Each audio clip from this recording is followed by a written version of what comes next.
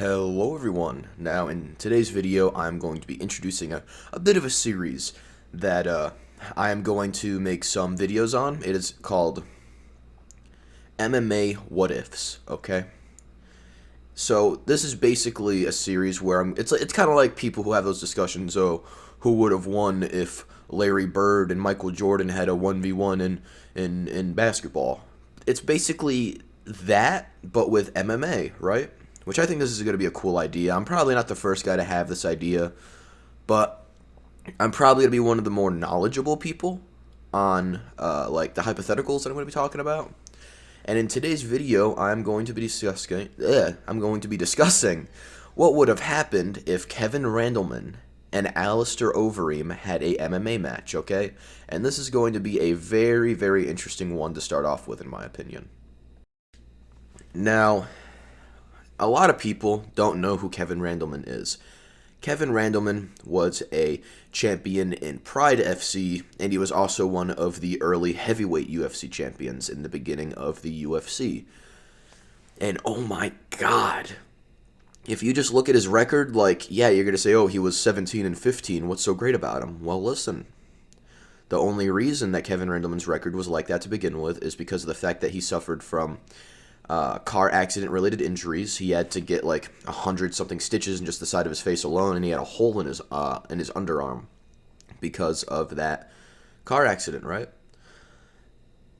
And the thing is, right, Kevin Randleman was a fucking beast in his prime, okay? He was amazing, and I might even dare to say that car accident that happened early on in his career prevented Kevin Randleman from fully entering his prime to begin with. And that is a bold statement to make, I know, if you genuinely know your MMA. That is a bit of a bold statement to make, but I'm going to make it anyways, because that is just how I genuinely feel. I feel as if we never seen Kevin Randleman enter his prime. And I hate to say that, I really do, because he was an amazing fighter, but I feel as if we were he was robbed of being able to truly enter his prime as a fighter due to that car accident and the injuries that lingered afterwards. I mean, he was fighting with a staph infection, for fuck's sakes, that was related to the car accident. Regardless of, his record, the fact that he was still fighting and beating people with a staph infection, it shows you truly how good he was, even while he had hindered capabilities as a fighter, okay? But then you have Alistair Overeem, a UFC champion himself, if I'm not mistaken, right? Now, here's the thing. I want to describe both fighters real quick, okay? I'm going to start off with Alistair Overeem because I just did a whole bunch of glazing on Kevin Randleman. So, Alistair Overeem was a K1 kickboxing champion, okay? He has amazing kickboxing. He was so good, in fact, that they had to change the rules in that kickboxing organization because of him. That really does tell you a lot about Overeem. And if you guys remember, I believe it was about probably 10 years ago now, fuck. It was Alistair Overeem versus Brock Lesnar. Now, don't get me wrong, I loved Brock Lesnar in the UFC. What a fucking behemoth of a man he was. But Alistair Overeem just fucked him up like it was nothing. Alistair Overeem ran at him, hit him with a left liver kick to his side. Brock Lesnar like hunched over, started to fall back, and then Alistair Overeem just put the hands on him. He just started beating his shit in. And I love Brock Lesnar, don't get me wrong, but he wasn't going to beat Overeem. He just wasn't. I don't care how much heavier Brock Lesnar may have been than Alistair Overeem. And Alistair Overeem had great submission games, too. He could submit people very, very well. And he also did a bit of wrestling, if I am not mistaken, but not a whole lot of it, I don't believe. I may be wrong there. But now we're going to get into Kevin Randleman. Kevin Randleman was a NAACP wrestling fighter at first. He had, I think, 300 wrestling matches and won, I think, like 75 to 85% of them, which takes a lot of skill if you don't know. If you're not like an Olympic-level wrestler, it takes a lot of skill to have that many matches and win most of them, okay? He was an amazing wrestler. In Pride, we almost seen Kevin Randleman beat Fedor, for fuck's sakes. And if any of you know anything about Fedor Emelianenko in his prime, which this was in his prime, you know that it takes a lot to beat Fedor. Kevin Randleman went for a takedown on Fedor, got him in the corner, stood himself back up with a few light blows and everything, held him a bit, rotated Fedor to where Fedor's back was facing Kevin Randleman. Kevin Randleman suplexed him and slammed Fedor on his fucking head. If you just type in on YouTube, if you haven't seen it, type in Kevin Randleman slams Fedor Emelianenko, okay? Or you could just watch the whole match yourself. Fedor did win that match regardless, but it was the closest I think we've ever seen to Fedor losing in his prime. I think it was the closest we've ever seen it. It takes a lot of skill to pull a suplex like that on someone like Fedor Emelianenko, who is the best well-rounded fighter of all fucking time. Okay? And I know the John Jones Glazers are going to say, what about John Jones? Shut the fuck up. Okay? I'm not dealing... Don't get me wrong, John Jones is an amazing fighter, but I'm not dealing with no glazing right now, okay? I'm not dealing with no glazing, okay? But anyways, Kevin Randleman versus Alistair Overeem. Who would win that fight? And it is honestly really hard to say. I've had this conversation with a few other MMA nerds like myself, and no one really has a solid answer for it, because it is that interesting of a match. Don't get me wrong. Alistair Overeem, amazing kickboxer. He has good jiu-jitsu and everything else. But Kevin Randleman, his punches were hard as fuck, okay? And this is something that was said by Rampage Jackson, okay? Now, if you don't know who Rampage Jackson is, what are you doing watching this video? But Rampage Jackson had a Bellator fight against Fedor Emelianenko. But Rampage Jackson always said that up until he fought Fedor, which his fight with Fedor was in, like, I think the mid to late 2010s, maybe early 2020s. But Rampage Jackson said for like 10, 20 years that the hardest hitter he ever faced was Kevin Randleman. And if you look at Kevin Randleman's fighting, like his punching, oh my god, it's just devastating. It is just so devastating. Like, getting hit by Kevin Randleman is like getting hit by two Mike Tysons. And I'm not gonna, don't get me wrong, I love Mike Tyson, one of the greatest boxers of all time. But do you know how hard you have to hit harder than Mike Tyson? Like, Jesus fucking Christ. Like, it is just so fucking crazy. But Alistair Overeem, though, he had good takedown defense, but I don't think his takedown defense would have worked against Randleman. An example being Mirko Cro Cop always had good takedown defense against a lot of wrestlers. But we seen Kevin Randleman hit Cro Cop with a double leg takedown, get Cro Cop on his back facing up towards Kevin Randleman. Kevin Randleman got on top of him and started pounding the shit out of him. Pause. But he started beating the shit out of Mirko Cro Cop. And this was before the car accident, too. This was when Kevin Randleman was just a fucking machine. They called Kevin Randleman the monster for a reason, okay? But point is, I'm going to stop the glazing on Kevin Randleman. That's my apologies. So Alistair Overeem, we have to look into what he was capable of. His striking, though, his technical striking was very fucking good. And he hit hard himself. But I think Kevin Randleman might have hit harder. Right? Now, also, Alistair Overeem was a K1 Grand Prix champion. Okay? That means he was, like, one of the top kickboxers in K1. And you know how, if any of you guys know anything, you know how hard it is, or how hard it was to be a champion in K1. It was so fucking difficult. But Alistair Overeem did it. He did it. Okay? Now, how would a fight with them go? Well, I'm going to get to that right now.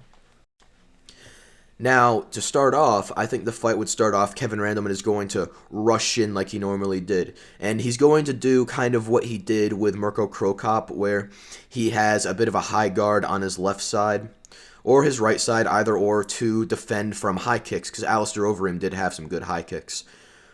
Now, Kevin Randleman is going to go in with a bunch of punches and use distance management to try and avoid any critical shots from Alistair, right? And you got to remember, though, Kevin Randleman, I believe, was 5'11".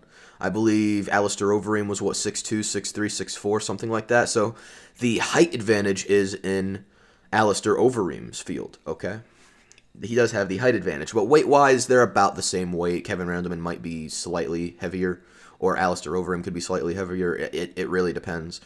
But I think Kevin Randleman is going to go in with some quick punches to the body, try and weaken Alistair to begin with. He doesn't immediately try and rush in to take down a kickboxer a lot of the time, unless you count his fight with Mirko Cro Cop, which was one of his best matches. But Alistair Overeem, on the other hand, is going to try and take advantage of him moving in and then moving back out quickly. Because Kevin Randleman doesn't have the greatest distance management a lot of the time. He did have good distance management, don't get me wrong, but it wasn't always the greatest. So what's going to happen, I think, is Alistair would try and hit him with a few like kicks to the body and shit whenever Kevin Randleman would get close to negate that high guard he has to defend from the high kicks.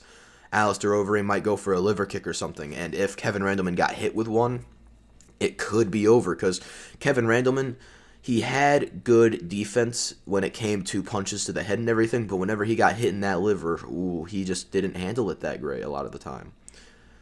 So Kevin Randleman is going to have to be wary of that if they were to fight. I say this as if Randleman is still alive, rest in peace. But if they were to fight or have fought, Kevin Randleman is going to have to watch out for liver kicks. He's going to have to watch out for the overhead strikes that Alistair used a lot of the time. He had some good overhands too. So you're going to have to watch out for all of that. And then you have to consider what will happen in the later rounds. So Kevin Randleman didn't always do good in long-term fights. He always tried to end his fights a bit faster. But with Alistair Overeem, I don't think he would have been able to do that. He wouldn't have been able to get the fight finished quickly because it would be too risky, right? It would be very, very risky for him. So what I think Kevin Randleman would try and do is try to get Alistair Overeem in the later rounds, even though Kevin Randleman was never that great. He wasn't always too good in the later rounds. He got very tired quickly towards, like, if we're talking, like, UFC, because you got to remember, in his prime and pride, the fights would be, like, 10-minute rounds a lot of the time. UFC, it's half that, and that makes such a huge difference. So I think the first round would go a few trades, more heavy on Kevin Randleman's side via the point system. I think it would have been in favor of Randleman in the first round due to points. Second round, I think it could be pretty near even between both of them. Maybe an upper hand to either one, depending on how that would go. But I think it would be towards rounds later in like the third round or fourth round that it would start to get heavy with Alistair Overeem, because Kevin Randleman would get a little tired at this time. He's not going to be able to run around, hop around, move back as much. So he's still going to be able to do it, but just not as fast or effectively. And then Alistair's going to land some strikes, some punches, and a few kicks or whatever. And then I think what would happen is it could go either way from this point on, because at this point they're both going to be equally battered up pretty well. And neither of these two fighters did have the greatest conditioning when it came to fighting in terms of taking a hit without it being reputable damage after a while. Neither of them really had the greatest durability. They had good durability, don't get me wrong, but towards the later ends of a fight, when it's someone like Kevin Randleman fighting Alistair Overeem and someone like Alistair Overeem fighting Kevin Randleman, it's going to be iffy, right? It's going to be very, very iffy. But I think the fight would end probably at round 3 or 4, and it could go either way. It could go either Kevin Randleman lands a solid takedown against Overeem and starts pounding the shit out of him on the ground and knocking him out unconscious, which is a very possible scenario. We've seen Kevin Randleman do this with a lot of amazing fighters. Or it could end with Alistair Overeem landing a very, very critical hit and then moving on with a bunch of barrages of punches or even a submission. So what I think could happen in the side of Alistair Overeem possibly winning, I think what would happen is we see Alistair Overeem land a solid blow to Kevin Randleman that could, let's say he lands a strike to a critical area like the chin or the liver or something like that, right? I think what would most likely happen is Kevin Randleman falls back, starts to stumble back, Overeem moves in and takes him down to the ground and then tries to submit him. Because it's very, very hard to knock out Kevin Randleman unconscious. I don't think we've really ever seen that happen during his prime. I don't think we ever seen Kevin Randleman get really knocked out that much. He lost a lot of the time to submissions. And I don't think Alistair Overeem would try and fight him on the ground or anything. Even though he would have the advantage, it would just be very hard because all Kevin Randleman would need to do is, since he is a wrestler, he is used to rotating the positions and ending up putting the person who is on top of him on their back, and we all know what's going to happen if Kevin Randleman gets on top of Alistair Overeem. I'm sorry, but I love Alistair. He's an amazing fighter. But if Kevin Randleman got taken down by Overeem, he's going to try and rotate the position and flip Overeem onto his back and then just start beating the fuck out of him, if I had to guess. So if Alistair Overeem had the advantage, he's probably going to try and hit a solid liver kick or an overhand right to the chin. And then after Kevin Randleman stumbles back a bit, he's going to try and move in, take him down to the ground if he's not already on the ground by this point, and then try and submit him. But Kevin Randleman, I think if it was going to be in his favor, which I think it would be, honestly, at this point in the fight, I think Kevin Randleman would go for a takedown. And at this point, Alistair Overeem's going to be tired. He's not going to be able to have great takedown defense at this point. And Kevin Randleman's takedowns were elite. He could do it with a fucking swiftness. He's going to go for a takedown, right? You get him on the ground. And then he's going to fucking just ground and pound him. If there was one thing I could wish for with MMA in terms of like how I would change one fighter in terms of their fighting style, I wish we seen Kevin Randleman go for more submissions. I wish we seen it. He hardly ever submitted people. He just loved knocking out motherfuckers. But imagine how good Kevin Randleman could have been if he learned jiu-jitsu submissions. Like, it would have been incredible. But yeah, I think that's going to be just about it for this video. There is no clear way for me to decide whether who would win between that fight, Alistair Overeem or Kevin Randleman in their primes. It's very hard for me to decipher who would win that. But, I mean, if I ever get on, like Joe Rogan's podcast or some shit, I'll ask him. I know that's never going to happen, but let's say I do. I'm going to ask Joe Rogan, hey, Joe Rogan, who do you think wins in their prime? Kevin Randleman or Alistair Overeem? And then Joe Rogan's going to be like, grizzly bears, because he's always talking about grizzly bears and shit out of nowhere. But no, yeah, it's hard for me to determine who would win that. I would love to say Kevin Randleman would beat the shit out of Alistair Overeem, but I can't say that. I have to give Alistair Overeem his props as a fighter. He was a phenomenal fighter. So I can't actually give a clear one-off answer to who would win that fight. But I think it would have been a very, very, very good match if they could have been matched up in their primes during Pride FC. But if it was UFC Kevin Randleman versus UFC Alistair Overeem, Overeem would win. But we're talking in their primes, though. We're talking the prime of them as fighters. So it's very hard to really determine who would win. But it would have been an amazing match to see. Hence the reason why this is going in my MMA What Ifs video. Because it never fucking happened and it would be a very interesting fight to see. Anyways, I hope you guys enjoyed this video. If you did, feel free to leave a like on the video. And if you want to see more stuff like this in the future, feel free to subscribe to the channel, leave a comment on this video. And if you guys want to see more of the MMA What If series I plan on working on, let me know. And if you have any recommendations, feel free to leave them in the comments and I'll give my opinions on that. Anyways, I will see you guys all later. Bye-bye.